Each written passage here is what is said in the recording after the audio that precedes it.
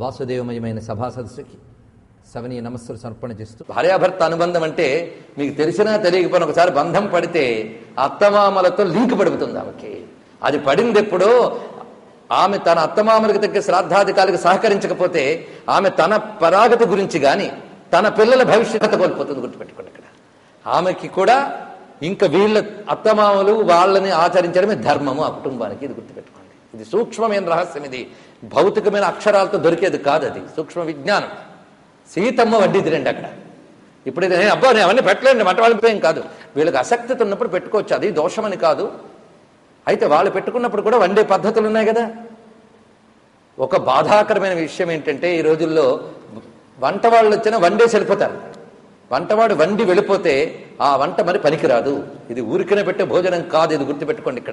అక్కడ అన్నగత ప్రాణం, అన్నము నుంచి ప్రాణం ఎలా తయారవుతుంది అనే విషయం మీకు మొదటి రోజు చెప్పాను. ఇక్కడ మీరు పెట్టిన అన్నమే ఆ జీవుడు ఎక్కడున్నా వెళుతుంది అనే విషయం కూడా మీరు తెలుసుకున్నప్పుడు ఆ అన్నం వర్ణం కాదు, అన్నాన్ని మంత్రణ చేస్తారు. ఆ మంత్రము ద్వారా అన్నం ఒక శక్తి పొందుతుంది. అని ఒట్టెప్పుడు అన్నం వేరు, అప్పుడు అన్నం వేరు. ఆ సమయంలో వండినవాడు కూడా భోక్తల భోజనం అయ్యే వరకు ఉండాలి. ఆ వండినవాడు అక్కడ ఉండకపోతే ఆ వంట పనికిరాదు. ఇది గుర్తుపెట్టుకోండి. ఇటీవల మేము చూసాం ప్రత్యక్షంగా ఈ సన్నివేశాన్ని. దీన్ని బట్టి ఏమిటవుతుంది, నమ్మకం ఉండి చేసుకోవాలనుకునే వాళ్ళకు కూడా శ్రద్ధగా చెయ్యని పండితులు తయారైనప్పుడు ఏమైపోతుంది ధర్మం ఆలోచించండి. ధర్మాన్ని రక్షించాలని మరొకవైపు ఉద్యమాలు చేస్తున్నారు. కానీ ధర్మ జ్ఞానాన్ని అందించవలసిన వాళ్ళు, ధర్మాన్ని కాపాడాల్సిన వాళ్ళు వాళ్ళే విశ్వాసరహితంగా ధర్మరహితంగా ప్రవర్తిస్తూ ఉంటే ఏ ధర్మాన్ని మనం కాపాడాలో ఆలోచించేది ఏంటంటే శ్రాద్ధాధిక కర్మలు చేసే వృత్తి స్వీకరించిన వారు సశాస్త్రీయంగా చేయండి. అదొక్కటి, అది విన్నవించుకుంటున్నాం. కనుక లేదా కర్తను ముందు తెలుసుకుంటే మీరు వాళ్ళని బెదిరించి అక్కడ ఉంచు, నువ్వు ఉండాలి, లేకపోతే పో, అసలు రాక అసలు అని ముందే చెప్పాలి. ఇక్కడ గుర్తుపెట్టుకోండి, ఇవన్నీ విధానములు. కనుక సశాస్త్రీయంగా జరగడానికి చెప్పాలి. మంత్రలోపం, అన్ని లోపాలు. బాధాకరమైన అంశం ఏంటంటే ఒక రోడ్డు తుడిచేవాడు కూడా వాడు వృత్తిని సరిగ్గా చేస్తున్నాడు. కనుక మంత్రం చదివిన వాడి ఎవడికి అర్థమవుతుందని ఇష్టానుసారం చదివినప్పుడు వాడు వృత్తి ధర్మం పాటు వృత్తి ధర్మం కూడా వీడు చేయట్లేదని మనకు తెలుస్తుంది. తాను చేసేది తనకు తెలిసిందే 16 ఆ 16 రుక్కుల్లో 16 అపస్వరాలు 1600 అక్షర దోషాలు ఉండే కాడికి ఎందుకంటే వృత్తి.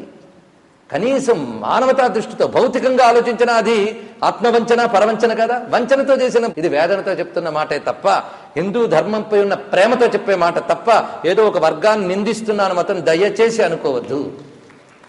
పాజిటివిజం మొదటి నుండి చెప్తున్నాను, ఏదంతా స్వీకరించాలంతా. అది ఈ విధంగా అక్కడ చూసిన వాళ్ళు ఉన్నారా, దానికి ఉదాహరణ చెప్తున్నాడు. ఆ ఆమంత్రణ చేసిన తర్వాత మరుసటి రోజు భక్తులు వచ్చి కూర్చున్నట్టండి. సీతాదేవి ఆవిడ వండిందిట ఆ రోజు. ఆ తల్లి వడ్డిస్తుంది. అంతే కదా, కర్మలు చేసేటప్పుడు ఏంటంటే ఆభరణాలు పెట్టుకోవడం కానీ, ఉంగరాలు రుద్రాక్షమాలలు ఇత్యాదులు ఉండకూడదు. కర్తకి కానీ ఆ వండే ఆ వాళ్ళకి కానీ భోక్తలకి కానీ నియమాలు. అందుకే సీతాదేవి ఆభరణాలు ఏవి పెట్టుకోకుండా తాను నారవస్త్రములు తడిపి పిండినటువంటి వస్త్రములు కట్టుకుని వండింది. ఆ తర్వాత వడ్డిస్తుంది భోక్తలకి. వడ్డిస్తూ ఒక్క వెనక్కి వెళ్ళి అక్కడ లతల వెనకాల దాక్కుందిట సీతమ్మ, రాలేదట. రామచంద్రమూర్తి ఏమయ్యి ఉంటుందా అని ఆలోచించాడు. సరే, ప్రస్తుతం చర్చ ఇప్పుడు చేసి దీన్ని చేయకూడదని తాను వడ్డించేటండి రామచంద్రమూర్తి. లక్ష్మణ సహితుడే తాను వడ్డని సీతను పిలిచి అన్నట్ట, ఎందుకు అలా వెళ్ళిపోయావు అన్నట్టు, ఏమీ అడగనట్టు. అప్పుడు ఆ తల్లకు మాట చెప్పింది, నేను వడ్డిస్తున్నప్పుడు మొదట ఆయనలో నాకు దశరథ మహారాజు కనబడ్డారు. మిగిలిన ఇద్దరిలో కూడా మీ తాతగారు ముత్తాతగారు కనబడ్డారు. వాళ్ళు పేర్లు విన్నాను కానీ వాళ్ళు ఇప్పుడు చూడలేదు నేను. కానీ దశరథ మహారాజు ఒక కోరిక కోరుకున్నాను నేను అడవి నుంచి వచ్చేటప్పుడు. సీతమ్మ మహారాణిలా వెళ్ళాలి తప్ప నారబట్టలతో వాటిలో వెళ్ళకూడదు, ఎప్పుడు ఆభరణాలు ధరించి నిండుగా ఉండాలి అని అన్నారు ఆయన. అలాంటప్పుడు నేను ఈ కర్మలో ఇవన్నీ విడిచిపెట్టి కేవలం ఈ చీరలు కట్టుకున్నప్పుడు ఆయన చూస్తే ఎలా నన్ను చూడాలనుకున్నాడు, అలా లేనప్పుడు ఆయన బాధపడతారేమో అనే ఉద్దేశంతో వెనక్కి వచ్చేసాను అన్నది సీతమ్మ. రామచంద్రమూర్తి ఆనందభరితుడయ్యాడు. అంటే ఆయనకు తెలియదనా ఈ విషయం? ఇక్కడ విష్ణువే స్వయంగా తన అవతారంలో జరిగిన కథని చెప్తున్నాడండి. ఎంత చక్కగా చెప్పాడో చూడండి. ఇక్కడ ఇలాగా ఆమంత్రణ చేసిన వెంటనే వాళ్ళు వచ్చి కూర్చుంటారు నాయన. దీనికి ఉదాహరణ ఇదే. అందుకు ఆ సమయంలో ఈ కర్మలు ఇలా చేయడం వల్ల ఏం జరుగుతుంది, మనకేంటి ఒకటి ప్రయోజనం కదా. వాళ్ళకంటే తిండి వెళ్ళిపోతుంది, మనకేంటట. ఎందుకంటే ఈ రోజులు తల్లిదండ్రులకు తిండి పెట్టామా లేదా అని అనే ప్రశ్నే లేనప్పుడు ఇంక వీటి గురించి ఏమిటి, దానికి ఏం చెప్తున్నాడో చూడండి. కుర్వీత సమయే శ్రాద్ధం కులే కశ్చిన్న సీదతి ఆయు పుత్రాతిం పుష్టిం బలం శ్రియం పశూన్ సౌఖ్యం ధనం ధాన్యం ప్రాప్నుయాత్ పితృపూజనాత్. పితృపూజ వల్ల అంటే సమయంలో శ్రాద్ధం చేసే పితృపూజ వల్ల వాడి వంశంలో ఏ ఒక్కడు దెబ్బతినడు. మొదటి ప్రయోజనం. రెండవది ఆయుష్, పుత్రపౌత్రులు, యశస్సు, స్వర్గము, కీర్తి, పుష్టి, బలము, సంపద, సౌఖ్యము, ధనము, ధాన్యము, పశు సంపద ఇవన్నీ పితృపూజ వల్ల సిద్ధిస్తాయి సుమా. అందుకు దేవకార్యాదపి సదా పితృకార్యం విశిష్యతే. ఇది గుర్తుపెట్టుకోండి. దేవకార్యముల కంటే పితృకార్యం విశేషమైనది. నేను ఎవరో ప్రశ్నించారు, మా పూర్వీకులు అంటే మా నాన్నగారు లేక అమ్మగారు వాళ్ళు పోయి సరిగ్గా నవరాత్రుల మధ్యలో పోయారండి, ప్రతి నవరాత్రి మాకు పంచమి నాడు అబ్దికం పెట్టాలి, మేము నవరాత్రులు చేయడం ఎలాగా, ఆయన అబ్దికాన్ని పంపించి నేను చేయొచ్చా అని అడిగారు. కూడదు అని చెప్పడం జరిగింది. అంతే కదండి. మరి ఏం చేస్తావు, పంచమి నాడు అయిపోతుంది, మూల నక్షత్రం వస్తుంది కదా, అప్పటి నుంచి పెట్టుకున్న 3 రోజులు చేసుకోవచ్చు. అంత నవరాత్రుల మీద కుతూహలం ఉంటే వసంత నవరాత్రులే చేసుకోవచ్చు. అయితే మరి అమ్మవారి పూజ వదిలేసాం, అమ్మవారు పూజ వదిలినందుకు బాధపడదు, అది వదిలి ఇది చేస్తే అమ్మ కోపగించుకుంటుంది. గుర్తుపెట్టుకోండి. స్వాహా స్వధామతిర్మేధా శృతి స్మృతి నత్తమ. అక్కడ స్వధారూపంలో ఈ పితృగణాలకు శక్తినిచ్చేది మళ్ళీ ఆ తల్లే. అది గుర్తుపెట్టుకోండి. ఈ పితృగణాలను కానీ వీళ్ళందరినీ కాపాడేది ఆ జగజ్జనని. అందుకు అది మర్చిపోవద్దు. ఆ జగజ్జనని పితృగణాలకు దేవగణాలకు అందరికీ తల్లండి. దేవగణాన్ని స్వాహారూపంలో, పితృగణాన్ని స్వధారూపంలో అనుగ్రహిస్తున్నది ఆ తల్లే. ఆ తల్లి సంతోషిస్తుంది పితృయజ్ఞానికి. దేవయజ్ఞాన్ని ప్రక్కన పెట్టేనా పితృయజ్ఞం చేయాలి. ఆ మాట విష్ణు పురాణంలో చక్కగా చెప్తున్నాడు. దేవ కార్యాదపి సదా పితృకార్యం విశిష్యతే దేవతాభ్య పితృణాం హి పూర్వమాప్యాయనం శుభం.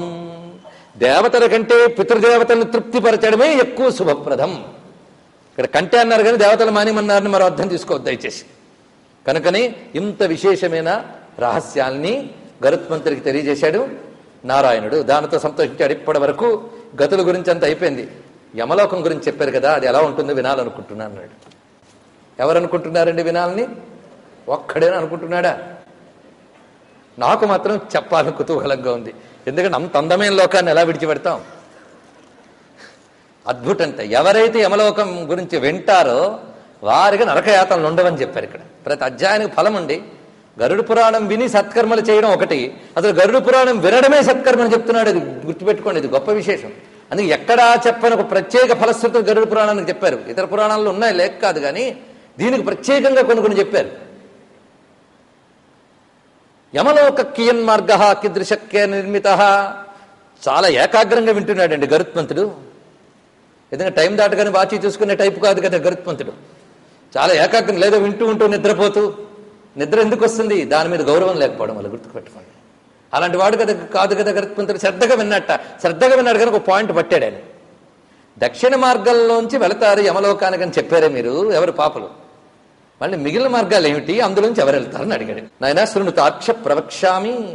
నేను చెప్తున్నటువంటి యమలోకం ఎంత పరమ పూజ్యమేంటే ఋషులు దేవతలు కూడా దాన్ని పూజిస్తారు. ఆ నగరాన్ని వెళుతూ ఉంటారట. ఆ నగరానికి వెళుతూ ఉంటారట. యద్గమ్యం నారదాదిభి. పైగా యమలోకానికి వెళ్ళడం అంత తేలిక కాదు అన్నాడు ఇక్కడ. యమలోకం పుణ్యలోకం, దానికి వెళ్ళడం అంత తేలిక కాదు. దానికి వెళ్ళాలంటే ఎన్నో పుణ్యములు చేయాలి. తద్ధర్మనగరం దివ్యం మహాపుణ్యైరవాప్యతే. ఆ ధర్మనగర ప్రవేశం మహాపుణ్యముల వల్ల లభిస్తుంది సుమా. అది ఎక్కడున్నది అంటే మన భూమి నుంచి సరిగ్గా అంతరిక్షం వైపు చూసుకుంటే యామ్య నైరుతయోర్మధ్యే పురం వైవస్వతస్యతు. ఈ దక్షిణం వైపు నైరుతి భాగంలో ఉంటుందిట ఆ యమలోకం అనేటువంటిది. ఇది చెప్తున్నాడు ఇక్కడ. అయితే అక్కడికి వెళ్ళి మేము గ్రహం మీదకి వెళ్ళి వచ్చామంటే ఏమీ కనబడలేదంటే, గ్రహంతో నీ కంటితో ఏవి చూడగల అవే కనబడతాయి. ఎందుకంటే మనది పాంచభౌతిక శరీరములు కనుక పాంచభౌతిక నేత్రాలకు పాంచభౌతిక విషయములే గోచరిస్తాయి. పాంచభూతాలకు అతీతమైన తేజస్ శరీరాలు ఈ కళ్ళతో చూడలేవు నువ్వు. ఇది తెలుసుకోవాల్సినది. చూడలేవు కనుక లేదనకూడదు. గట్టిగా మాట్లాడితే నీ చుట్టూ తిరిగే క్రిముల్ని చూడడానికి కళ్ళు సరిపో, మైక్రోస్కోప్ లెన్సెస్ కావాలి. అవునా లేదండి? అలాగని మైక్రోస్కోప్ లెన్స్ కనిపెట్టక పూర్వం క్రిములు లేవా? చెప్పండి. మైక్రోస్కోప్ కనిపెట్టిన తర్వాత చూడగలుగుతున్నాం, అంతే కదా. కనుక ఇవాళ యంత్రం వచ్చింది, కానీ ఆ యంత్రం కనబడక ముందు ఎవడైనా క్రిమి గురించి చెప్తే ఏమంటా? లేవండి అని అంటాం. అలాగే ఎప్పుడో వస్తాయి ఈ లోకాలు చూడగలిగే యంత్రాలు, కానీ యంత్రాలతో ఆ లోకాలు చూడలేం. ఉపాసనా దృష్టికి మాత్రమే, దివ్య దృష్టికి మాత్రమే కనిపిస్తాయి. కనుక ఈ మట్టి కళ్ళు వేసుకుని దివ్యత్వాన్ని చూడాలనుకోవడమే మొదటి తప్పు. ఇది గుర్తుపెట్టుకోవాలి. మట్టే కనబడుతుంది. మట్టి అంటే పాంచభౌతిక ప్రకృతే కనుక ఏది దేనికి కన్ఫైన్ అయిందో దానికి అది కనబడుతుంది. అంతే కదండి. మీరు నీరుని పాత్రలో పట్టగలరు, గాలిని పాత్రలో పట్టలేరు. పాత్ర గాలిని పట్టలేదు, అంతే కదండి. పడుతుందా? నీరైతే కంటైన్ చేయగలదు. కనుక దేంతో పట్టుకోవాలి దాంతో పట్టుకోవాలి. అర్థమవుతుంది కదా. అలాగే ఇక్కడ వాళ్ళని పట్టుకోవడానికి వేరే నేత్రాలు కావాలి. కనుక అటువైపు దివ్య లోకములు ఉన్నాయి. అందులో ఇదంతా కూడా సర్వం వజ్రమయం, వజ్రమయమైనటువంటిది, దివ్యం అభేద్యం, దీనిలోని ఛేదించుకు వెళ్ళలేరు. చతురస్రం చతుర్ద్వారం, ఇది చతురస్రంతో ఉంటుంది, అంటే స్క్వేర్ టైపులో ఉంటుంది నగరం. దీనికి 4 ప్రాకారములు ఉంటాయి. దీని మొత్తం ప్రమాణం సహస్ర యోజనములతో ఉన్నటువంటిది. పైగా ఇందులో మొట్టమొదటిగా ఒక చిత్రగుప్త మందిరం అని ఉంది. ఇది చాలా అందంగా ఉంటుంది సుమా, సుందరమైన చిత్రగుప్త మందిరం. ఇది 27 ఆమడల వెడల్పుతో అంతే పొడవుతో ఉంటుంది, 10 ఆమడల ఎత్తుతో ఉంటుంది, లోహ ప్రాకారం దీని చుట్టూ ఉంటుంది. ఇక్కడ అద్భుతమైనటువంటి పతాకములు, ఉద్యానవనములు, దేవశిల్పులు చిత్రించినటువంటి శిల్ప, అద్భుతమైన సంగీతములతో నృత్యములతో శోభిల్లుతూ ఉంటుంది. గంధర్వులు, అప్సరస స్త్రీలు ఇత్యాదులు ఇక్కడ సంచరిస్తూ ఉంటారు. చిత్రగుప్తుడి సభ చాలా విశేషముగా ఉంటుంది. ఇతడిని అనుసరిస్తూ అనేక మంది సహకార గణములు, పరివార గణములు ఉంటాయి. వీరి సహాయంతో ఇతడి సర్వ జీవుల యొక్క ఆయుర్దాయాదులు, కర్మల్ని లెక్క పెడుతూ ఉంటాడు. ఆయన చుట్టూ, ఆయన భవనానికి చుట్టూ కొన్ని భవనాలు ఉన్నాయట. తూర్పు భాగంలో జ్వరగృహం, దక్షిణ భాగంలో స్థూలరోగ గృహం, లూతా విస్ఫోట గృహం, పశ్చిమ భాగంలో యమపాస గృహం, అజీర్ణ అరుచి గృహం. అంటే రోగా దేవతలు ఇల్లుట. ఇవన్నీ రోగాలు కూడా దేవతలండి. లక్ష్మి రావాలి, రోగం రావాలంటే వీళ్ళు రావాలి. కనుక సృష్టిలో వాడి కర్మ కొద్దీ విజిట్ చేసే దేవతలే, గుర్తుపెట్టుకోండి వాడి దగ్గరికి. అవి రోగరూప దేవతలు. వీళ్ళు అక్కడ ఉంటారు. యమలోకానికి పంపించడం కోసం ముందు ఏజెంట్లు పంపించి తీసుకురావాలి కదా. కింకర్లు తర్వాత తీసుకొస్తారు. వాళ్ళకంటే ముందు రోగం వెళ్తుంది. వెళ్ళి వాళ్ళ మీద కూర్చుని వీళ్ళు లాగి పీకి అక్కడికి వెళ్ళడానికి తగిన విధంగా పెడుతుంది. కనుక రోగాలు కూడా ఆ బిల్డింగుల నుంచి గదులు వస్తాయి మన కోసం, వారి కోసం. అర్థమైంది కదా. కనుక రోగరూప గ్రహాలు ఎక్కడున్నాయి? మొత్తం చిత్రగుప్తుడు మందిరం చుట్టూ ఇవన్నీ ఉన్నాయి. ఏ దిక్కులో ఏ రోగాలు ఉన్నాయో చెప్పాడు. ఉత్తరంలో రాజయక్ష్మ పాండు రోగుల గృహములు, కొందరివి కంబైన్డ్ ఇళ్ళు అనమాట. అందులో 2-3 రోగాలు కూడా ఉంటూ ఉంటాయి భవనాలు కట్టుకుని. ఈశాన్య దేశంలో శిరోరోగ గృహం, ఆగ్నేయంలో మూర్ఛనా గృహం, నైరుతి దిగ్భాగంలో అతిసార గృహం. ముందే చెప్పాను కదా, సంస్కృతంలో చెప్పారు కానీ టైటిల్స్ అనుకోవద్దు, ఇవన్నీ రోగాల పేర్లు ఇవన్నీ. వాయవ్యంలో శీతదాహ గృహం, ఇవన్నీ ఉన్నాయి. ఇలాంటి వ్యాధులన్నీ చుట్టూ ఉంటే హాయిగా చిత్రగుప్తుడు ఉంటాడట. ఎందుకంటే ఆయన్నేవి బాధించట్లేదు కనుక ఆయన ఆర్డర్ మీద ఇవన్నీ ఉంటాయి. ఆ తర్వాత చిత్రగుప్తుడి యొక్క మందిరానికి 20 యోజనాల పైన ధర్మరాజ మందిరం ప్రకాశిస్తున్నది. ఇది రత్నమయం, పైగా మెరుపు తీగల లాంటి కాంతులతో మెరిసిపోతూ ఉంటుంది. ఇది మొత్తం 200 యోజనాల పొడవు, అంతే విస్తారము కలిగినటువంటిది. 10 యోజనాలు దాని ఎత్తు ఉన్నది. పైగా సహస్ర స్తంభాలతున్నది. వైఢూర్య రత్నములు, అనేక రకములైన భవనములు అందులో ఉన్నాయట. అనేక రకాల భవనాలు ఉంటాయి. పైగా భవనములు కూడా తెల్లగా ఉంటాయట. ఒక్కొక్కటి శరదభ్ర నిభం అన్నాడు ఇక్కడ. అంటే శరత్కాల మేఘాల్లా తెల్లగా ఉన్నాయి. వాటిపైన స్వర్ణ కలశాలు ఉంటాయి. విచిత్రమైన స్ఫటికమణి నిర్మిత సోపానాలు ఉంటాయి. వజ్రమయమైన గోడలుంటాయి. ప్రతిదానికి ముత్యాలు వేలాడుతుంటాయట కిటికీల నుంచి. ముత్యాజాల గవాక్షంచ అన్నాడు ఇక్కడ. ముత్యాలు జాలర్ల వేలాడుతుంటారు. ఏకంగా ముత్యాల దండలే వేలాడవేస్తూ ఉంటారు. ఆ విధంగా పైగా మృదంగ భేరీ నాదములు వినిపిస్తుంటాయి. సువర్ణ తోరణాలు ఉంటాయి. మంగళకరమైన వాతావరణం, అద్భుతమైన ఉద్యానవనాలు. చూసారా? అంటే యముడు ఎప్పుడు పాపుల మధ్యన కూర్చుని వాళ్ళ రోదనలు చూస్తూ కూర్చుంటాడని లేదు, హాయిగా ఉంటాడు ఆయన మహానుభావుడు. ఎందుకంటే శిక్ష వేసే చోట ఒకలా ఉన్నా జైలు వేరే ఉంటుంది, శిక్షించే చోట వేరేగా ఉంటుంది. కనుక మహానుభావుడు ఆయన మాత్రం చక్కటి వాతావరణంలో ఉన్నాడు. అద్భుతమైన పెద్ద సభ ఉందిట. ఆయన సభ ఎలా ఉంది అనేది వర్ణిస్తున్నాడు. ఈ సభ 100 యోజనాల పొడవుతో ఉన్నది. సూర్యప్రకాశమానమై ఉంటుంది. ఎలాగంటే అలా మారగలదట ఆ సభ. అంటే కామరూపిణి సభ అది. నాతి శీతం నాత్యుష్ణం, అంటే ఎక్కువ చల్లగా ఉండదు, ఎక్కువ వేడిగా ఉండదు. అంటే ఎయిర్ కండిషన్ అనమాట మొత్తం కూడా. ఆ విధమైనటువంటి పెద్ద సభ, సెంట్రల్ ఎయిర్ కండిషన్ లాంటిది. అద్భుతంగా అక్కడ చెప్పబడుతున్నది. మనోహ్లాదకరమైనటువంటి దివ్యమైన ఆ సభ. ఆ సభలో గాని యముని యొక్క మందిరంలో గాని శోకము, మోహము, ముసలితనము, క్షుత్పిపాసలు, అప్రియము ఉండవు అన్నాడు ఇక్కడ. ఎంత అద్భుతమైన వాతావరణం చూడండి. ఎందుకంటే ఇలాంటిది శోకాలు, మోహాలు లేని లోకం చూడాలని మనం చాలా యాతన పడిపోతుంటాం జీవితంలో. పొద్దుట లేచిన దగ్గర నుంచి ఏడుపు లేకుంటే బాగుండు, మోహం లేకుండా ఉండే బాగుండు అనుకుంటున్నావు కానీ అవి ఉండకుండా పోవు. ఈ లోకంలో లక్షణమే అది. ఏడుపు లేకుండా వెళ్ళదు. ఏం చేస్తాం? జీవితం అది. అవి ఎప్పుడు కూడా దివ్యలోకాల్లోనే ఉంటాయి. ఆ స్థితులు గుర్తుపెట్టుకోండి. కనుక దీంట్లో ఉంటూ మన దివ్యలోకాలకు కావాల్సిన పనులు చేస్తే అవి లేని స్థితికి చేరుకుంటాం. కానీ ఇక్కడే అవన్నీ రావాలంటే రావాలి. భూమిని స్వర్గంగా మారుస్తాం అని పెద్ద పెద్ద పాటలు పాడుతూ ఉంటాం. ఎవడి వల్ల కాదది లేనిది. అది ఎలా అవుతుందండి? ఇది సుఖదుఖ మిశ్రితం ఈ లోకం అంతా కూడా, నిత్య ఘర్షణాత్మకం ఇదంతా కూడా. కనుక ఇదంతా అద్భుతంగా స్వర్గంలా మారిపోవాలి, ఆనందమయం కావాలి అనుకోవడం మంచిదే కానీ జరగదు. అది గుర్తుపెట్టుకోండి. అందుకు ఇక్కడ చెప్తున్న విశేషం, ఆ లోకంలో అవేమి ఉండవట యముని యొక్క దివ్య మందిరంలో. పైగా అక్కడ సమస్త కామములు తీర్చే శక్తులు ఉంటాయట. ఆ రెండు కామములు, దివ్యకామము మానుష్య కామము అని రెండు రకములు. ఈ కామనా శక్తులు అక్కడ ఉంటాయి. రసవంతమైన భక్ష్యభోజ్యాదులు ఉంటాయి. పైగా ఎక్కడ చూసినా పుణ్య శబ్దాలు వినబడుతూ ఉంటాయి. వృక్షములు అద్భుతమైనటువంటి కుసుమాలతో వాడకుండా ఉంటాయి. పైగా అంటే ఎంతమంది వచ్చినా హాయిగా ఉండేటట్టు విశాలంగా ఉంటుంది. అలాంటి సభని ఎవరు నిర్మించారు అంటే దేవశిల్పి అయిన విశ్వకర్మ చాలా కాలం తపస్సు చేసి నిర్మించేట. అక్కడ యముడు సామాన్యుడు కాదండి. ఈ సభాభవనంలో యముడిని ధ్యానించడం ఒక పెద్ద విశేషమైన ఉపాసన, యమధ్యానం. యమున యొక్క శక్తి ఎలాంటిది, యమున అనుగ్రహం ఎలాంటిది అంటే పోయిన ప్రాణాన్ని కూడా తిరిగి ఇచ్చాడు ఆయన. ఎవరికి? సావిత్రికి ఇచ్చి సత్యవంతుని తిరిగి బతికించలేదండి. యమున అనుగ్రహమూర్తి. భారతంలో చిన్న రహస్యమైన అంశాన్ని తీసుకుని అరవింద మహర్షి ఎంత అద్భుతంగా దర్శించి సావిత్రి అనబడే అద్భుతమైన కావ్యం రాసి ప్రపంచ ప్రసిద్ధి పొందాడు మీకు తెలుసు. కనుక యమునికి సంబంధించిన తత్వం చాలా ఉన్నది. అది కాలతత్వమైన విష్ణు స్వరూపం, అది తెలుసుకోవాలి. కానీ యముడనగానే గోళ లీల గుర్తొస్తాయి చాలా మందికి. ఆయన్ని అడ్డం పెట్టుకుని గోళలు లీలలు చేసినటువంటి వాళ్ళు, వాటి మీద జోకులు చేసేవాళ్ళు, వాళ్ళందరూ కూడా దక్షిణ ద్వారం నుంచి వెళ్ళి మనం చెప్పుకున్న 21 అందులో ఎక్కడో దగ్గర సెటిల్ అయి వాళ్ళ అటురూట్లు. ఇది కనబడదు వాళ్ళకి భవనం. ఇప్పుడు ఈ భవనం, ఈ ప్రాంగణం మాత్రం పుణ్యజీవులకు మాత్రమే కనబడుతుంది. ఇప్పుడు మనందరం పుణ్యజీవులు హాయిగా ఎంటర్ అయిపోయాం లోపలికి. అవునా లేదా? అదేనండి పురాణానికి ఉన్న గొప్పతనం. భౌతికంగా సాధించలేనిది భావనతో సాధించేటట్టు చేస్తుంది పురాణం. భావిస్తే లౌకికమైనవి దొరకదు, కానీ భావిస్తే దివ్య విషయాలు దొరికిపోతాయి. ఇది భావించినందుకు గాను నీ జీవ సంస్కారంలోకి ఆ దేవతాశక్తి అనుగ్రహం వచ్చి ఈ జీవుడి పరాగతికి కూడా సహకరిస్తుందిట. అందుకే ఇంత తొందరగా తరించిపోతాం గనుకనే గరుడ పురాణం వినకూడదు అని కొందరు ఆపారు. వింటే బాగుపడిపోతాం కదా. సరే, మొత్తానికి అందరూ ఎంత అద్భుతంగా ఉంటారో చూపిస్తున్నాడు. ఇక్కడికి చేరేవారు రకరకముల ఎలాంటి వాళ్ళు చేరుతారంటే ఉగ్ర తపస్సును చేసిన వారు, మంచి వ్రతములను ఆచరించిన వారు, సత్యవాదులు, కర్మల యొక్క ఫలాన్ని త్యజించినటువంటి వారు, సిద్ధులు, పుణ్యకర్మలు ఆచరించి పవిత్రులైన వారు, ప్రకాశమాన దేహంతో దివ్యమైనటువంటి అంబరములు, దివ్యమైన భూషణములు ధరించి ఆ సభలోకి ప్రవేశిస్తారట. అలాంటి జీవులు మాత్రమే ప్రవేశించగలరు. ఎందుకంటే ఏ దేవతా భక్తులైనా ఈ సభలోకి ఎంటర్ కావలసిందే.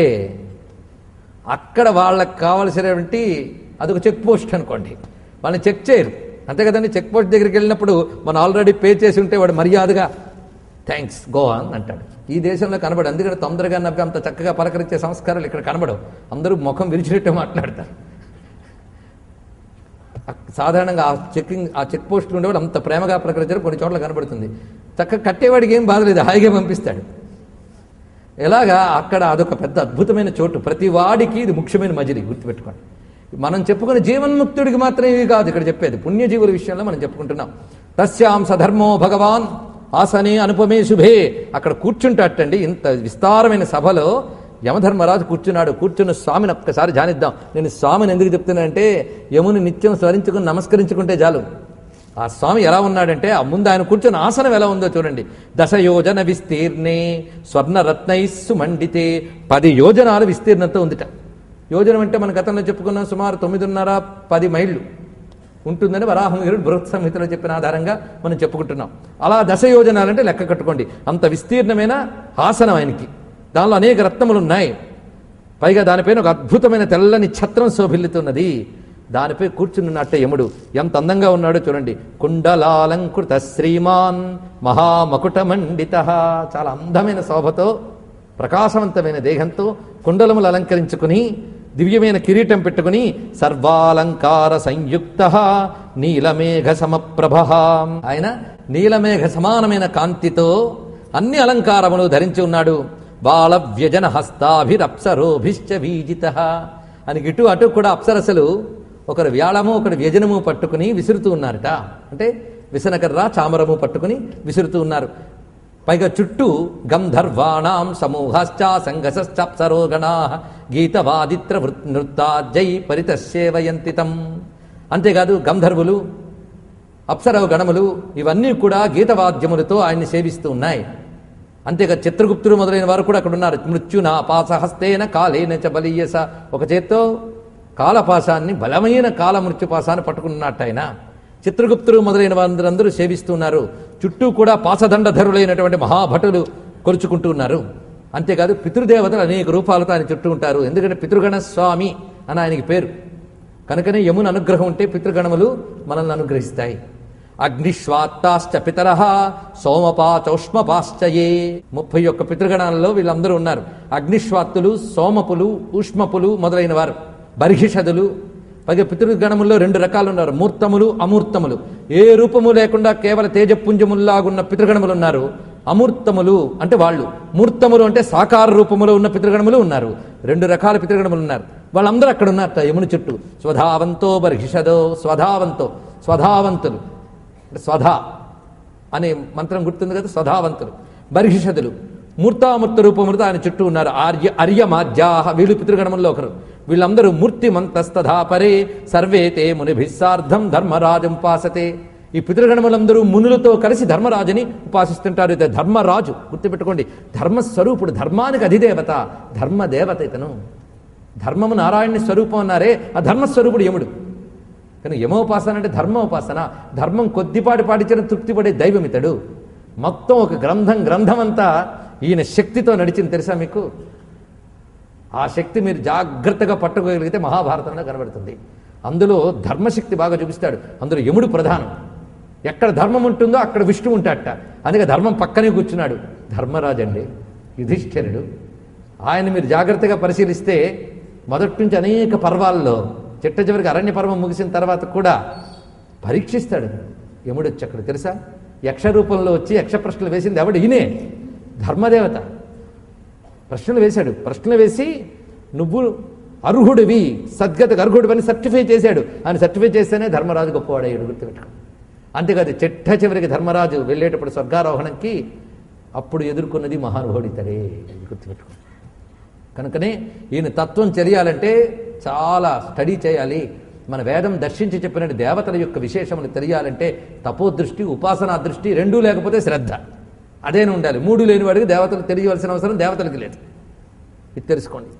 ఈ విధంగా స్వామి ప్రకాశిస్తూ ఉంటే ఆయన చుట్టూ ఉన్న మునులు పేర్లు చెప్తున్నాడు. వీళ్ళని తలంచకుండా మన ధన్యమైపోతాం. అత్రిర్వశిష్ఠ పులహో దక్ష క్రతురథాంగిరా జామదగ్న్యో భృగుశ్చైవ పులస్త్య అగస్త్య నారద ఏతే చాన్యే చ బహవః పితృరాజ సభాసదః. అది పితృరాజ సభ అన్నారు. పితృరాజు అంటే ఈయనేనండి. నశక్ష పరిసంఖ్యాతం నామభికర్మభిస్తదా. అక్కడ ఇంకా ఎంతమంది ఉన్నారంటే లెక్క పెట్టలేవు, అంతమంది ఉన్నారు అన్నాడు. పైగా అందులో మరికొందరు కూర్చున్నట్ట, వాళ్ళు ధర్మశాస్త్రాన్ని వ్యాఖ్యానించి చెప్పగలిగే ధర్మవేత్తలు ఉన్నట్ట. ధర్మరాజు కదండి, ధర్మానికి సంబంధించిన వాళ్ళందరూ ఉన్నారు. వ్యాఖ్యాభిర్ధర్మశాస్త్రాణం నిర్ణేతారో యథాతథం సేవంతే ధర్మరాజంతే శాసనాత్ పరమేష్ఠినః.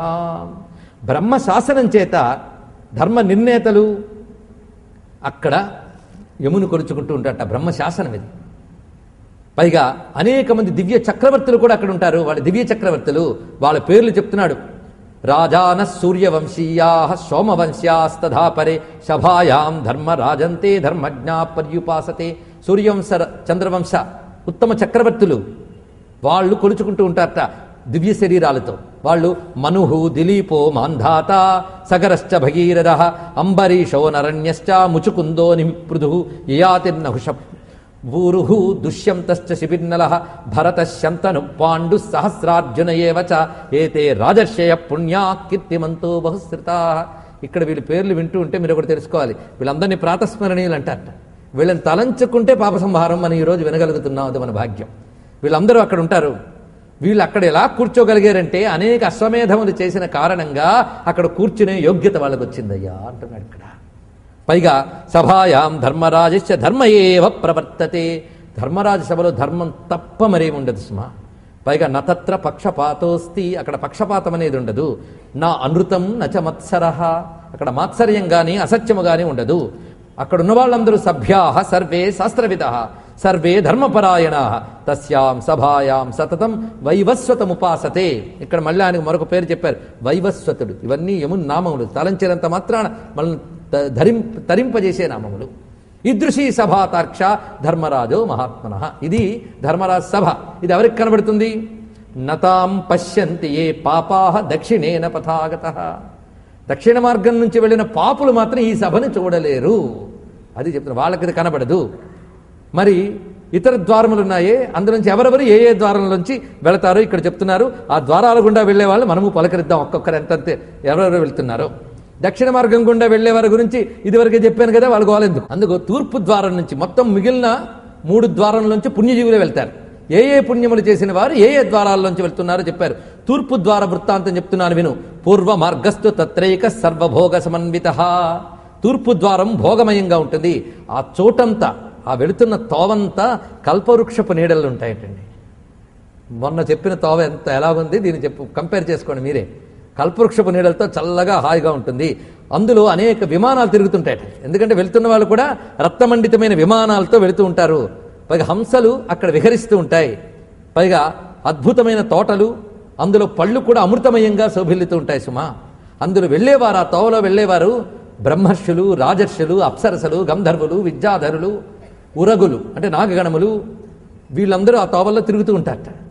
పైగా అక్కడి నుంచి వెళ్ళేవారు దేవతారాధన చేసేవాళ్ళు, శివభక్తి పరులు, గ్రీష్మకాలంలో చలివేంద్ర పెట్టించేవారు, శీతాకాలంలో తీవ్రమైన చలి పోవడం కోసం చలిమంటలు మొదలైన రగిల్చి ఆదుకునేవారు, వర్షాకాలంలో వర్షబాధ లేకుండా ప్రయాణికులకి శుభం సౌకర్యాలు కుదిర్చేవాళ్ళు, దానముతో గౌరవంతో ఇతరుల్ని పూజించేవారు, దుఃఖించేవారిని ఓదార్చేవారు. చూడండి, వీళ్ళందరూ పుణ్యాత్ములే.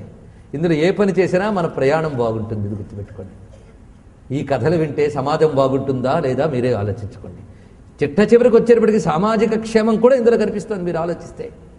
అందుకే దుఃఖాత్ముల్ని ఓదార్చేవారు, ఒకరికి ఆశ్రయాలు కట్టించేవాళ్ళు, అంటే ఇల్లు లేదా సత్రములు ఇత్యాదులు కట్టించేవాళ్ళు, సత్యధర్మరతులు, క్రోధలోభములు లేనివాళ్ళు, పితృమాతృ భక్తులు, గురు శుశ్రూష పరాయణులు, భూమిదాతలు, గృహదాతలు, గోదాతలు, విద్యావక్తలు, పురాణ భక్తలు, పురాణ శ్రోతలు, పురాణ పారాయణ పరులు ఇందులోంచి వెళతారట. చూసారా, భగవత్ పురాణం విన్న వాళ్ళందరూ ఈ రూట్లో వెళ్తారట.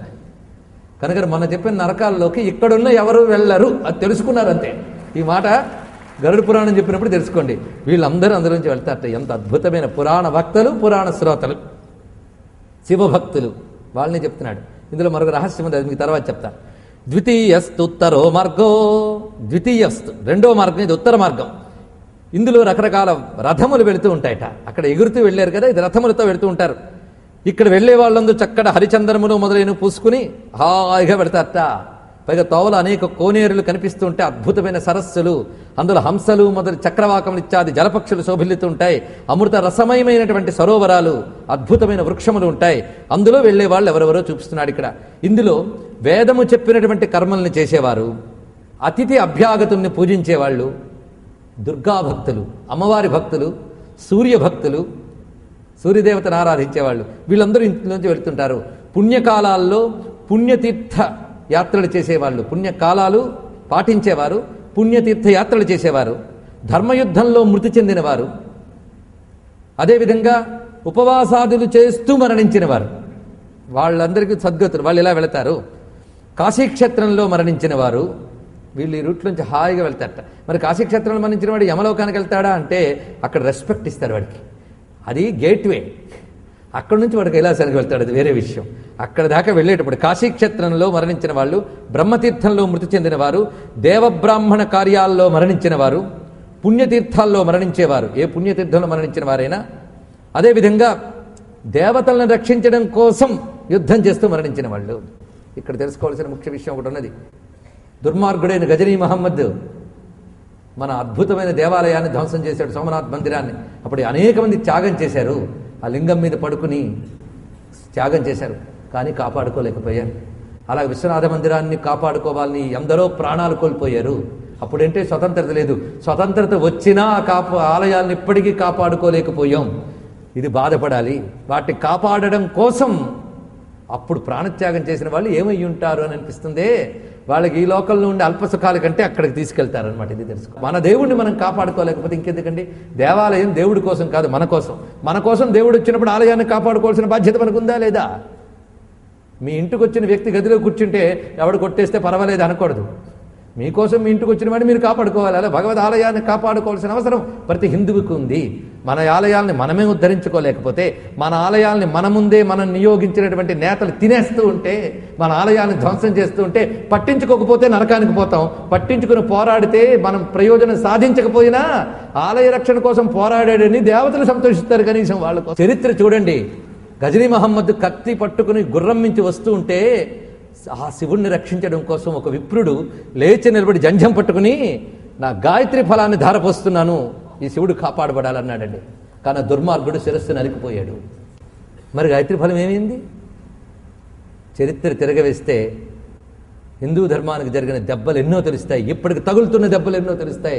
కానీ కాపాడుకోలేని దౌర్భాగ్యులు ఉదారశీల పరులైపోయారు. ఇది ఎంతో వేదనాభరితమైన అంశాన్ని ఇక్కడ వినిపించుకుంటున్నాం. ఇలాగ ఆనాడు మన క్షేత్రాన్ని కాపాడడం కోసం త్యాగం చేసిన పుణ్యజీవులందరికీ ఇక్కడి నుంచి నమస్కరిస్తున్నాం.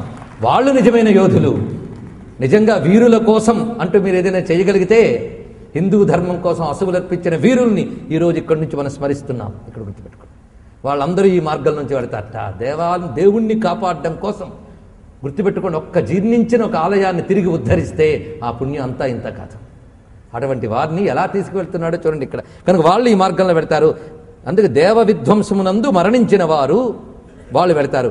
యోగముతో శరీరం విడిచిన వాళ్ళు, సత్పాత్రుల్ని పూజించేవారు, దానపరాయణులు ఉత్తర ద్వారం నుంచి యమపురంలోకి వెళ్తారు.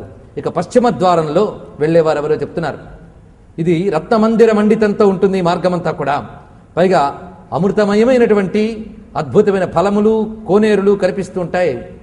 పైగా అద్భుతమైన మత్త మాతంగ గజాలు తిరుగుతూ ఉంటాయట అటు ఇటు. అంటే ఏనుగులు, ఐరావత సమానమైన ఏనుగులు అక్కడ తిరుగుతూ ఉంటాయి. అవి కూడా అందంగా కనిపిస్తూ ఉంటాయి.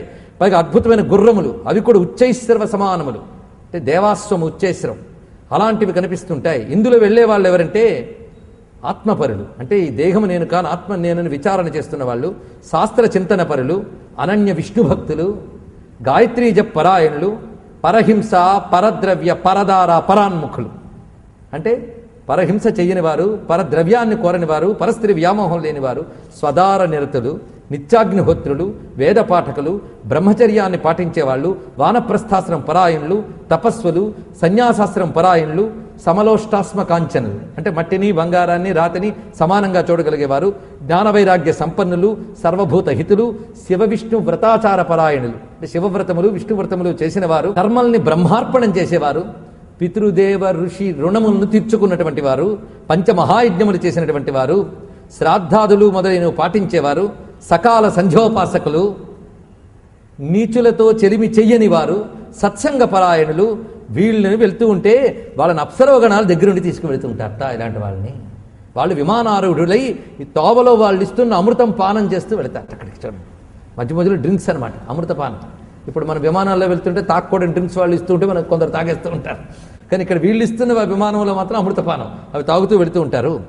యమస్థానాగతాన్ దృష్ట్వా, ఇలా 3 ద్వారాల నుంచి వస్తున్న వాళ్ళని ముగ్గురిని అంటే 3 రకముల వారిని యముడు చూస్తూ లేస్తాటండి ఒక్కసారి ఆసనం నుంచి. మహానుభావుడు తాను లేచి ఎదుర్కొలిపోతున్నాడు, పలుకుతున్నాడు. అంతేగాని అక్కడ ఎవరో పరిచారకుడు ఉన్నాడులే వాడి తెచ్చి కూర్చోబెడితే నేను వెళ్ళి చూద్దాం లేదు, యముడే వస్తాట. అంటే వీళ్ళు ఎంత పుణ్యజీవులో చూడండి. వాళ్ళ దగ్గరికి వెళ్తాట. యమస్థానాగతాం దృష్ట్వా స్వాగతం వదతే ముహు, వాళ్ళకి స్వాగతం అంటాట. సముత్థానంచ కురుతే తేషాం గచ్చతి సమ్ముఖం, ఎదుర్కోలు పలికి వాళ్ళని తీసుకొచ్చి అద్భుతమైన ఆసనం మీద కూర్చోబెట్టి వాళ్ళకి పాద్యము అర్ఘ్యము ఇస్తాట. అప్పుడు వాళ్ళకి యముడు ఎలా కనబడతాడు చూడండి. తదా చతుర్భుజో భూత్వా శంఖ చక్ర గదాశిభృత్ పుణ్యకర్మ రతానంచ స్నేహాన్ మిత్రవదాచరేత్. ఎలా ఉంటాడంటే శంఖచక్ర గదాపద్మమును ధరించి నీలమేఘశ్యాముడి కనబడతాడు యముడు. ఇప్పుడు చెప్పండి, యముడు ఎవరు? విష్ణు స్వరూపమే. ఇది తెలుసుకోవాల్సింది. కనుక యముడిని ఎందుకు స్మరించాలి చేసింది? ఇప్పుడు యముడు అంటే భయం పోయిందా లేదా? ఆయన అనుగ్రహం ఎంత గొప్పదో తెలుసుకోండి ఇక్కడ. కానీ యముడు ఎంత ప్రేమగా, పైగా పుణ్యకర్మలు చేసిన వీళ్ళందరినీ స్నేహాన్ మిత్రవదాచరే, స్నేహధర్మంతో మిత్రులు గల ప్రేమగా చూస్తాట. వాళ్ళకి సింహాసనం ఇస్తాట, నమస్కారం చేస్తాట, పాద్యార్ఘ్యములు ఇచ్చి చందనాదులు అలది పూజిస్తాట. పూజించి అంటాడు వాళ్ళతో, నమస్కుర్వత భూసభ్యాః జ్ఞానినం పరమాదరాత్. ఆయన సభలో ఇంతమంది కూర్చున్నారు కదా, ఎందుకు చెప్పుకున్నా, సభలో కూర్చున్న వాళ్ళందరినీ లేపి వీళ్ళని నమస్కరించండి, వీళ్ళు పుణ్యాత్ములు, జ్ఞానులు, వీళ్ళకి నమస్కారం చేయాలి, నమస్కారం చేయండి అంటట. వాళ్ళందరూ లేచి నమస్కరిస్తారటండి వీళ్ళని, ఎవరిని? పుణ్యజీవుల్ని, ఇందాక చెప్పిన ఋషులు, దేవతలు నమస్కరిస్తారు. అప్పుడు ఆయన అంటట వారితో మాట్లాడుతున్నాడు యముడు. భో భో బుద్ధిమతాం శ్రేష్ఠాః, బుద్ధిమంతుల్లో శ్రేష్ఠులైన మహాత్ములారా, నరక క్లేశ భీరవ, మీరు బ్రతుకున్నంతకాలం నరక క్లేశములంటే భయపడి సత్కర్మలు చేశారు. భవద్భి సాధితం పుణ్యే దేవత్వం సుఖదాయకం, అందువల్లనే మీకు దేవత్వం వచ్చింది. ఎందుకంటే దేవత్వం సాధించడానికి యోగ్యత మనుష్యత్వం, కనుక మనుష్యత్వం పొందినవాడే మాత్రమే దేవత్వాన్ని పొందగలడు. మానుషం దుర్లభం ప్రాప్య నిత్యం యస్తున సాధయేత్ సయాతి నరకం ఘోరం కోన్యస్తస్మాద్ అచేతన. దుర్లభమైన మనుష్య జన్మ పొంది కూడా దేవత్వాన్ని పొందే ప్రయత్నం చేయకపోతే వాడు నరకాలకు పోతాడు. మీరు ఆ ప్రయత్నం చేశారు, ఎంత గొప్ప విషయం. అందుకు ఎందుకంటే శరీరం ఎప్పుడూ అస్థిరమే, దాన్ని స్థిరంగా ఉంచాలని ప్రయత్నంతో ఉంటుందనే భ్రమతో చేయరానివన్నీ చేస్తాను. దానికి స్థిరమైన సౌఖ్యాలు పోయి అస్థిరమైన నరకాలు, అస్థిరమైన పాపాల వల్ల స్థిరమైన నరకాలు అనుభవిస్తున్నాం. కనుక స్థిర సౌఖ్యం కోసం అస్థిర శరీరాన్ని సద్ధర్మానికి వినియోగించుకోవాలి. ఇక్కడ గొప్ప మాట చెప్తాడు. ఉదయం పూట వండిన అన్నం కొన్ని గంటలు పెడితే అది పాడైపోతుంది, అవునా లేదా? కొన్ని గంటలు వదిలేస్తే సాయంత్రానికల్లా పాడైపోతుంది, మనమే తినలేం. కానీ ఉదయం పెట్టిన అన్నం సాయంత్రానికి పాడైపోతుంది. అంటే ఉదయం పెట్టింది సాయంత్రానికి పాడైపోయి అన్నాన్ని తింటూ అలాంటి అన్నంతో తయారైన ఈ శరీరం మాత్రం ఉంటుందా అని అడిగాడు. ఎంత చక్కటి మాట చెప్పాడు. ఉదయం పెడితే సాయంత్రంగా పాడయ్యే అన్నంతో పోషించుకునే శరీరం మాత్రం ఎప్పుడు ఉంటుందా అని అడిగాడు. ఇక్కడ అది పాడయ్యే అన్నం, దాంతో పోషించుకున్న పాడయ్యే శరీరం. కనుక శరీరం ఉన్నప్పుడే జాగ్రత్త పడాలి, తర్వాత చేస్తే లాభం లేదు. ఈ శ్లోకాలు ఎక్కువ వస్తాయండి ఇందులో, మనం అతి తేలిగ్గా తీసిపారేసేది ఈ శ్లోకాలని. ఎందుకంటే హెచ్చరికలు విని వినిసి విసుగు పుట్టింది. అంతే ఎన్ని మార్లు వింటామండి అని, ఇన్ని మార్లు విన్నారు, ఎన్ని మార్లు పాటించారు, ఆ ప్రశ్న ఏది? కనుక కొంతమందికి చెప్పింది చెప్తే విసుగు, నిద్ర, చిరాకు ఇన్ని వస్తాయి. కానీ ఎంతవరకు పాటించేమన్న వాళ్ళు చెప్పింది చెప్పినా వింటారట, ధర్మం గురించి చెప్పింది చెప్పినా ప్రేమగా వింటారట. ధర్మరాజు అలా విన్నాడు భీష్ముడు చెప్తుంటే. అలా ధర్మం గురించి వినడం ఒక పెద్ద యజ్ఞం అండి. అస్థిరైన శిరేణ యో స్థిరశ్చ ధనాదిభి సంచినోతి స్థిరం ధర్మం సయేకో బుద్ధిమాన్ నరః. భగవంతుడు నీకు ఇచ్చినటువంటి ఇంద్రియ శక్తి, ధనశక్తి, విద్యాశక్తి ఇత్యాదులన్నీ సద్ధర్మం కోసం వినియోగించుకోవాలి. అవి మీరు చేశారు, అందుకు మీరు పుణ్యస్థానములకి చేరుకుంటున్నారు. మీరు వెళుతూ ఉంటే తోవలో అనేక లోకములు ఎదురైతే వాళ్ళందరూ అలాగే మిమ్మల్ని పూజిస్తారు, వెళ్ళండి. ఇలాగ వీళ్ళందరినీ ఆయన చెప్పి వారి వారికి ఉన్న విమానముల మీద పైలోకాలకి, ఇంకా పైలోకాలకి వెళ్ళవలసిన వాళ్ళని అక్కడ పంపిస్తారట. కొందరు మేము ఇక్కడే ఉంటారట, వాళ్ళు అక్కడే ఉంటారట. కేచి ధర్మసభాయాం హి తిష్టంతి పరమాదరాత్, కొందరు ఆదరంగా అక్కడే ఉంటారట. ఎంత బాగుందండి, వండుకుండా ఉంటారా? కనుక అక్కడ కొందరు ఉంటారు, మరికొందరు ఆయా లోకములకు వెళ్తారు. ఇప్పుడు మీరు ఇందాక చెప్పిన దాన్ని సమన్వయించుకోవచ్చు. శివభక్తి పరాయణులు, అమ్మభక్తి పరాయణులు, సూర్యభక్తి పరాయణులు, విష్ణుభక్తి పరాయణులు ఇందరినీ చెప్పారు. వీళ్ళందరూ ఇక్కడికి వచ్చారు కదా, వీళ్ళని స్వామి మర్యాద చేసిన తర్వాత శివభక్తి పరాయణులు కైలాసానికి, విష్ణుభక్తి పరాయణులు వైకుంఠానికి, శక్తిభక్తి పరాయణులు మణిద్వీపానికి, సూర్యభక్తి పరాయణులు దివ్య సూర్యలోకాలకి వెళతారట. ఇవి చేసిన వాళ్ళు మాత్రమే నా మండలాన్ని ఛేదించి వెళ్ళగలరు. అంటే యమమండలం దాటి పైకి వెళ్ళగలిగేవారు ఎవరంటే వీరు. మిగిలిన వారు ఇక్కడి దాకా కూడా రాలేరు, ఛేదించలేరు. అది చెప్తున్నాడు. కనుక లోకాలకు వెళ్ళేటప్పుడు ఇది. ఇక సాయుధ్య మోక్షము, పరాభక్తితో పొందేటువంటి మోక్షము ఏదైతే ఉన్నదో, అయితే ఇక్కడ లోకాలకు ఎవరు వెళ్తారో కూడా మీకు జాగ్రత్తగా కొన్ని విషయములు చెప్పాలి. సత్వరజస్తమో గుణములతో పూజించే వాళ్ళలో తమోగుణ రజోగుణంతో పూజించిన వాళ్ళకు మాత్రము ఏ లోకానికి వెళ్ళలేరు, వాళ్ళు మళ్ళీ భయంకరమైన అవస్థలు పొందవలసిందే. కానీ సాత్విక భక్తితో పూజించే వాళ్ళు ఆ భక్తి ఉంటూ ఉండగానే మరణించారనుకోండి, వాళ్ళు దివ్య లోకాలకు చేరతారు. ఇందాక చెప్పినటువంటి యముని యొక్క ఈ లోకము, లేకపోతే స్వర్గలోకము, గంధర్వలోకము, ఇలాంటి లోకములకు వెళ్తారు ఎవరు? సాత్విక భక్తితో పూజించేవాళ్ళు. ఇవి తెలుసుకోవాలి. ఇవి నేను దేవీ భాగవత ఆధారంగా మీకు చెప్తున్నా. నిర్గుణ భక్తితో పూజించేవారు, ఎందుకంటే సాత్విక భక్తి ఏంటో నేను మీకు అనేక మార్లు చెప్పాను. సాత్విక భక్తి అంటే భగవంతుడు సంతోషించాలి, నా పాపాలు పోవాలి అని భగవంతుడిని కొలిచే వాళ్ళందరూ సాత్విక భక్తులు. ఈ భక్తి కూడా చాలా మందికి రాదు. కోరికలతో పూజించే వాళ్ళు రాజస భక్తులు, పరుల్ని హింసించాలని పూజించే వాళ్ళు తామస భక్తులు చెప్పుకున్నాం. తామస రాజస భక్తులు అక్కడి దాకా కూడా వెళ్ళలేరు, గుర్తుపెట్టుకోండి. సాత్విక భక్తులు మాత్రమే దివ్యలోకాలకు వెళ్ళగలరు. అర్థమవుతున్నది కదా? అయితే పరాభక్తికి చెందిన వాళ్ళు, అంటే ఈ మూడింటి తర్వాత నిర్గుణ భక్తి ఉంది. ఇందులో కేవలం పరమాత్మ యందు ప్రీతి, ఆయనంటే ప్రేమ, ఆయన తలంచుకుంటూనే ఒళ్ళు పులకించిపోయి కన్నుల అశ్రువులు రాస్తూ ఆయన్నే కీర్తిస్తుంటారు. ఈ భక్తికి చేరిన వాళ్ళని నిర్గుణ భక్తులను అంటారని మన కపిల కపిలాచార్యులు కూడా చెప్పారు, ఈ భక్తికి చెందిన వాళ్ళు మరణిస్తే, ఇక్కడ దేవి భాగవతం సహాయం తీసుకుంటున్నారు, ఈ భక్తి వస్తే వాళ్ళకి నేను నా జ్ఞానాన్ని ఇస్తానంది అమ్మ. ఎవరికైతే ఈ నిర్గుణ భక్తి వస్తుందో, ఇందులో మీరు సత్వభక్తి వల్ల నిర్గుణ భక్తి వల్ల ఆత్మజ్ఞానం వస్తుందట. ఇది చెప్తున్నాడు. నిర్గుణ భక్తికి చేరిన వాళ్ళకి నేను నా జ్ఞానాన్ని ప్రదానం చేస్తాను. నా జ్ఞానం పొందిన వాళ్ళు నాలో లీనమైపోతారు. నా జ్ఞానం పొందకుండా నిర్గుణ భక్తిలో మరణించినట్లయితే వాళ్ళని నా లోకానికి తీసుకొస్తాను అంది. కనుక ఎవరు లోకాలకు వెళ్తారు? శివలోకానికి కానీ, వైకుంఠ లోకానికి కానీ, మణిద్వీపానికి కానీ వెళ్ళే వాళ్ళు నిర్గుణ భక్తులు. అంటే ఏ ప్రయోజనము లేకుండా, వాళ్ళకి నా పాపం పోవాలని కానీ, అమ్మవారి ప్రీతి చెందాలని కానీ, ఈ రెండు ప్రయోజనాలు కూడా ఉండవు. వాళ్ళకి ఒకటే, ఏ ప్రయోజనం లేదు. అమ్మ అంటే భక్తి. అమ్మని తలంచుకుంటే కారణం లేకుండా మనస్సు కరిగిపోతుంది. కారణం లేకుండా వాడు పులకించిపోతాడు. అమ్మ పేరు తలంచుకున్న, అమ్మ ధ్యానం చేస్తున్నా అది తప్ప మరొకటి రుచించదు వాడికి. అలాంటి భక్తుడిని అంటారు నిర్గుణ భక్తుడు. నేను గుర్తుపెట్టుకోండి. ఆ భక్తికి మనం ఎన్ని యోజనాల దూరంలో ఉన్నామో ఆలోచించుకోండి.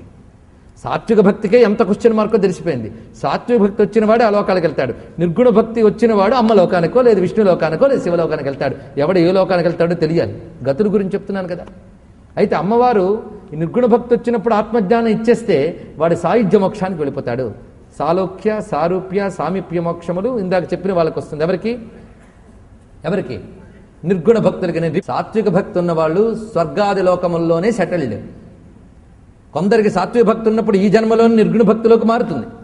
అది మారకుండా ప్రారబ్ధవశాత్తు దేహం పోతే వాళ్ళు దివ్యలోకాల్లో తిరిగి, అంటే స్వర్గాది లోకాల్లో తిరిగి తర్వాతి జన్మలో నిర్గుణ భక్తులు అవుతారు వాళ్ళు. ఇది గుర్తుపెట్టుకోండి.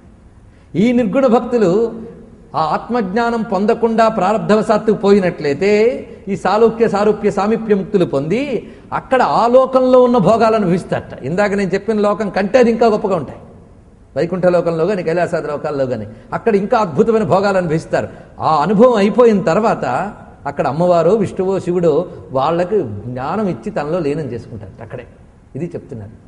ఇది దేవి భాగవతంలో అమ్మ చెప్పిన మాట.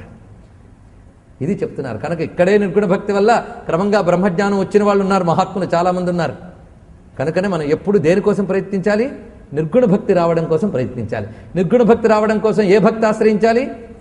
సాత్విక భక్తి ఆశ్రయించాలి. కనుక ప్రతి వాళ్ళకి రాజసం తప్పకుండా ఉంటుంది. ఎందుకంటే మానవ జన్మలో రాజసం ఎక్కువ ఉంటుంది. భూత ప్రేత పిశాచ తిర్యగణముల్లో, అంటే పక్షులు పశువుల్లో తమోగుణం ఎక్కువ ఉంటుంది. దేవగణముల్లో సత్వగుణం ఎక్కువ ఉంటుంది. కనుక మనలో రజోగుణం ఎక్కువ ఉంటుంది, తప్పదు. అందుకే కోపం ఎక్కువ, తాపం ఎక్కువ, కోరికలు ఎక్కువ, సహజం. మరేం చేస్తాం? కానీ దీని నుంచి క్రమంగా సత్వం వైపు ట్రై చేయాలి. అది చేస్తే నిర్గుణ భక్తి ఎప్పుడు వస్తుంది, అది వస్తే కైవల్యం ఎప్పుడు వస్తుంది. ఇది క్రమం. నేను మొత్తం మీకు గరుడ పురాణంలో, హిందూ ధర్మంలో మోక్షం అంటే ఏమిటో కూడా కాన్సెప్ట్ చెప్పడం జరిగింది కదా వివరంగా. ఇది అర్థం చేసుకుంటే చాలు. కనుక వాళ్ళని ఆ పైలోకాలకి పంపిస్తాట. ఉషిత్వా తత్ర కల్పాంతం భుక్త్వా భోగానమానుషాన్ ప్రాప్నోతి పుణ్యశేషేన మానుష్యం పుణ్యదర్శనం. అంతేకాదు కొంతమంది ఇక్కడ ఉండిపోతారని చెప్పాం కదా, వాళ్ళు అక్కడ అనేక భోగములు అనుభవించి తర్వాతి జన్మలో మళ్ళీ భూమి యందు ఉత్తమ మానవులుగా జన్మించి అప్పుడు శాస్త్రార్థ విచారణ చేసి ఆత్మజ్ఞానాన్ని పొంది కైవల్యం పొందుతారు. అంటే ఆత్మజ్ఞానం పొందే వరకు పూర్తి కైవల్యము లేదు. ఇది తెలిసిందనమాట. నరకం కంటే ఇవి చాలా బెటర్, ఏమిటి బెస్టే దాంతో పోలిస్తే. అంతే కదా, నరకం కంటే భూమి బెటరు. కానీ బెటర్ కానీ ఇక్కడే ఉన్నాం కదా. నరకం నుంచి వెళ్ళిపోదామన్నా వెళ్ళలేం కదా. కానీ వెళ్ళే ఉపాయం ఇక్కడే ఆలోచించుకోవాలి. అది చూసుకుంటే దివ్యలోకాల్లో హాయిగా ఉండొచ్చు. దివ్యలోకాలు దొరకడం కూడా కష్టం అన్నాం. కానీ దివ్యలోక సుఖాలు అనుభవించిన తర్వాత మళ్ళీ భూమి యందు అవతరిస్తాం. క్షీణే పుణ్యే మర్త్యలోకం విశంతనికి స్వామి చెప్పిన మాట ఇది. ఇక్కడ పుట్టేగా ఏం చేస్తాడు? ఇలాంటి వాళ్లే పుణ్యజన్మలు పొందుతారు. మనం చూస్తుంటే కొందరు యోగులైపోవడం కనిపిస్తుంది, కొందరు చిన్నప్పుడే వెళ్ళిపోయి సిద్ధులైపోవడం కనిపిస్తుంది. మనకి ఒంటికి 80 ఏళ్ళు వచ్చినా ఇంకెక్కడే ఉన్నట్టు కనిపిస్తుంది. ఎందువల్ల? ఇందాక చెప్పిన వాళ్ళందరూ ఈ పుణ్యజన్మలు అక్కడ పుణ్యానుభవాలు పొంది భూమి మీద పుట్టిన వాళ్ళు. వాళ్ళ పుటకే చాలా బాగుంటుంది అన్నాడు ఇక్కడ. ఆ పుటకలో చెప్పాడు. మొన్న చెప్పాం, ఈ 4 రోజులు కలిపేసుకునే వాళ్ళు వీళ్ళకి పాపయోనుల్లో పాపజన్మలు ఎలా వస్తాయో చెప్పాం. అలా కాకుండా సదాచార సంపన్నులు ఇంట్లో పుడతారు ఇలాంటి వాళ్ళు. దీన్నే కృష్ణ గీతలో స్వామి శుచీనాం శ్రీమతాంగే యోగ భ్రష్టో విజాయతే అనే మాట అన్నాడు. దాన్నే ఇక్కడ మరొకరు ఇంకా చెప్తున్నాడు, శుచీనాం శ్రీమతాంగే జాయతే స్మృతి యథ. అలాంటి వాళ్ళు సదాచార సంపన్నమైన గృహంలో పుడతారట. ఆ పుట్టిన దగ్గర నుంచి, వాళ్ళ పుట్టుక దగ్గర నుంచి మంచి శాస్త్రములు చదివే అవకాశం వస్తుంది. సరైన గురువులు లభిస్తారు వాళ్ళకి. వాళ్ళ సత్కర్మల యందు ఆసక్తి పుడుతుంది. పుణ్యజీవులకే సత్కర్మల యందు ఆసక్తి పుడుతుంది. ఎందుకంటే శునకాన్ని తీసుకెళ్లి సింహాసనం మీద కూర్చోబెట్టినా ఎంగిలాకులకు పరిగెత్తినట్టుగా కొందరికి ఎంత పుణ్యకర్మలు కుర్చీలో కూర్చోబెట్టి 2 గంటలు చెప్పినా తదనంతరం పాపకర్మల వైపే బుద్ధి పరిగెడుతుందట. కానీ పుణ్య సంస్కారంలో ఉన్న వారికి పుణ్యకర్మల యందు రతి ఏర్పడుతుంది. దాన్ని బట్టి ఎవడు పుణ్యజీవుడు పోల్చుకోవచ్చు. అలాంటి వాళ్ళు జాగ్రత్తగా ఉంటూ శాస్త్రముల ఆధారం చేసుకుని ఉంటారు సుమా.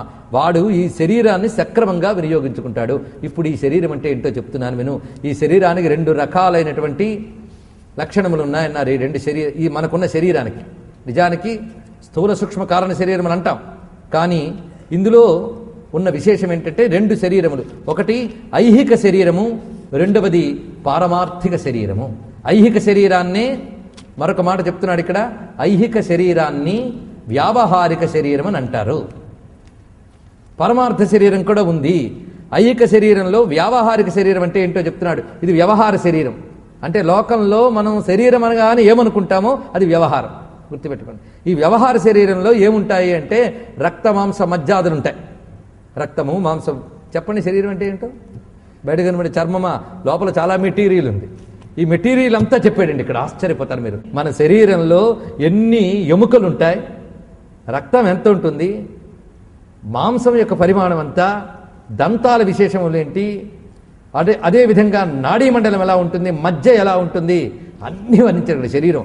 ఆ కౌంటింగ్ చూస్తే ఆశ్చర్యపోతాయి. ఎంత చక్కగా చెప్పాడు. శ్లేష్మం ఎలా ఉంటుంది ఇత్యాదులు అన్నీ వర్ణించాడు ఇక్కడ. ఇదంతా కలుపుకుని వ్యవహార శరీరం అంటారు. ఇది పురాణం చెప్పకలే, ప్రతివాడికి తెలుసు. లేకపోతే స్కాన్ చేయించుకోవాలో, ఎక్స్రేలు తీసుకోవాలో. కానీ ఇవన్నీ ఉన్నాయి కదా. దీన్ని ఏమంటారు? పరమార్థ శరీరం కూడా ఇందులో ఉందిట. అది మాత్రం స్కానింగ్లకు దొరకదు, ఎక్స్రేలకు దొరకదు. కానీ ఉంటుంది. ఈ పరమార్థ శరీరం ఏంటో చెప్తాను. నీ దేహాన్ని ఆ పరమార్థ శరీరంగా ధ్యానించు. ఇక్కడి నుంచి మనకి మెడిటేషన్ వైపు తీసుకెళ్తున్నాడు. నీ దేహాన్ని పరమార్థ శరీరంగా ధ్యానించడం మొదలుపెట్టాలి. ఇక్కడ నీ దేహంలో పరమార్థ శరీరాన్ని దర్శించడం మొదలు పెడితే నీ దేహం దివ్యం అవుతుంది. దివ్యమైన దేహం ఇక్కడే నువ్వు సాధించుకున్నప్పుడు నీ దివ్య స్థితికి వెళతావు. ఎలా ధ్యానించాలో ఇక్కడ చెప్తున్నాడు. భువనాని చ సర్వాణి పర్వత ద్వీప సాగరా ఆదిత్యాద్యాగ్రహా సంతి శరీరే పరమార్థికే. నీ శరీర పరమార్థ శరీరంలో సర్వభువనములు ఉన్నాయి, పర్వత ద్వీప సాగరములు ఉన్నాయి, ఆదిత్యాది నవగ్రహములు పరమార్థ శరీరంలో ఉన్నాయట. ఏదండి ఎప్పుడు కనబడదే, ఎక్కడ చూడాలో చెప్తున్నారు. ఇది మెడిటేట్ చేయి, ధ్యానం చేయి, ఉందని భావించు. ఉన్నదాన్నే భావించు, ఉందని భావించు. ఇది తెలుసుకోండి. ఉన్నదే కనబడదు కనుక ఉందని భావించాలి. అర్థమైంది కదా. ఎలాగైతే రాగి తీగ కనబడుతుంది కానీ దానిలో ఎలక్ట్రిసిటీ కనబడదు. మనకి కనబడుతుందా? ముట్టుకు చూస్తే తెలుస్తుంది, అది వేరే విషయం. కానీ కంటికి కనబడదు కదా. అది ఒక ఇంద్రియానికి గోచరం కాలేదు, ఇంకో ఇంద్రియానికి గోచరం అవుతుంది. ఇది ఏ ఇంద్రియానికి గోచరం కానిది. గోచరం కాదు కానీ ఉంది. రాగి తీగలో ప్రసరిస్తున్న విద్యుత్ కనబడదు, కానీ లేదని అనం. ఉందని ఎలా తెలుసుకుంటాం? దానివల్ల వెలిగిన బల్బో, దానివల్ల తిరిగే ఫ్యానో అది ఉందని తెలియజేస్తుంది. అలాగే లోపల ఇవి ఉంటేనే ఈ బల్బు, ఈ ఫ్యాను తిరుగుతుంది. గుర్తుపెట్టుకోండి. ఆ లోపల ఏ ఏ స్థానంలో ఎలా రకాలుగా సమస్త దేహం, ఈ దేహంలో సమస్త విశ్వం ఎలా ఉందో చూపిస్తున్నాడు ఇక్కడ. కనుక ఈ శరీరానికి బ్రహ్మాండ శరీరానికి సమన్వయం, ఇదే పిండాండ బ్రహ్మాండ సమన్వయం. ఇక్కడ యోగంలోకి లాక్కుపోతున్నాడు మనల్ని. పిండాండ బ్రహ్మాండ సమన్వయం ఎలా చేయాలో. అంతేగాని ఈ దేహాన్ని తిట్టుకుంటూ కూర్చోకూడదు. పరమార్థం సాధించినప్పుడు ఈ దేహం ఎందుకు పనికి రావాలని తిట్టారు. పరమార్థం సాధించడానికి ఈ దేహం కంటే గొప్ప సాధన లేదు. కనుక దేహాన్ని సక్రమంగా వినియోగించుకోవాలి. సర్వం శ్రీకృష్ణ చరణారవిందార్పణమస్తు. స్వస్త్రీమద్రమారమణ గోవిందో హరి గోవింద. నమః పార్వతీపతయే. హర హర మహాదేవ.